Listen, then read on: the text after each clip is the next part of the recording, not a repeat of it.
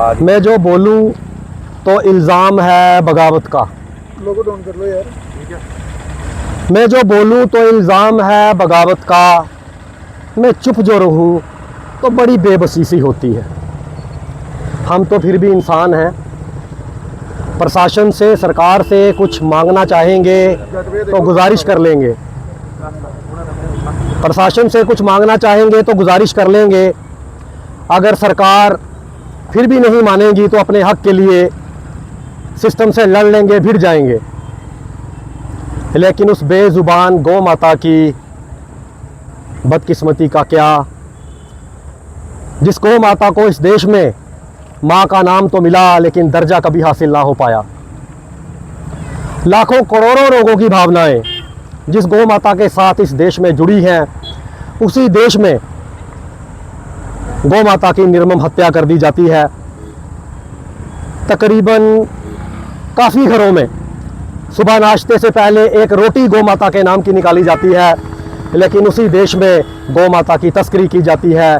आए दिन हम देखते हैं सड़क पर वाहनों से क्षतिग्रस्त होकर जख्मी पड़ी गौ माता सड़क के किनारे। गौशालाओं में कई बार पानी और चारा गौ माता के लिए मुहैया करवाना मुश्किल हो जाता है और अंत में मृतक देह गौ माता की, उसको भी हम सम्मानजनक अगन भेंट नहीं कर पाते और फेंक देते हैं कौवे और चीलों द्वारा नोचने के लिए। आज एसएसएफ की टीम उस गौ माता की व्यथा को बयान करने यहाँ एकत्रित हुई है और सरकारों से ये पूछना चाहती है कि क्यों आज तक ऐसा सख्त राष्ट्रीय कानून नहीं बन पाया जिसके तहत गौ माता की तस्करी और गौ माता की हत्या को रोका जा सके। क्यों आज तक ऐसा सख्त राष्ट्रीय कानून नहीं बन पाया जिसके तहत ऐसे अपराधियों को ताउम्र जेल की सलाखों के पीछे सड़ा देने की सज़ा मुकर्रर की जाए। क्यों इस मुद्दे को सिर्फ राजनीति के लिए, वोट बैंक पॉलिटिक्स के लिए इस्तेमाल किया गया?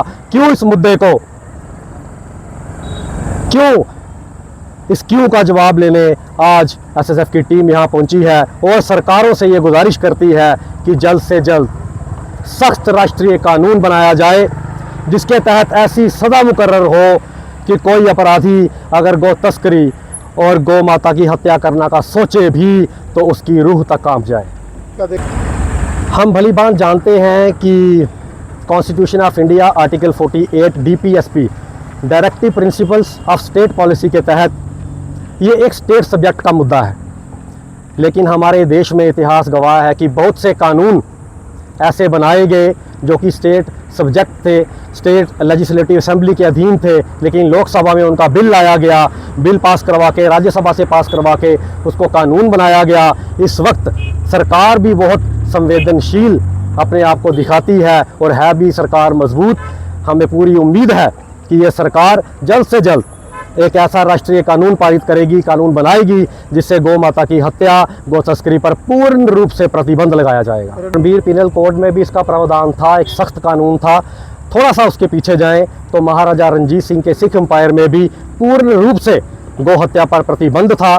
जैसा कि मैंने पहले बोला, मेरा सरकार से ये सीधा सीधा सवाल है कि क्यों इस मुद्दे को एक बड़े जख्म की तरह खुला छोड़ दिया गया है ताकि कोई भी असंवेदनशील असामाजिक तत्व इस मुद्दे को धार्मिक भावनाएं भड़काने के लिए इस्तेमाल करे और समाज का स्वार्थ जो है, समाज का जो ताना बाना है, उसको नष्ट करे।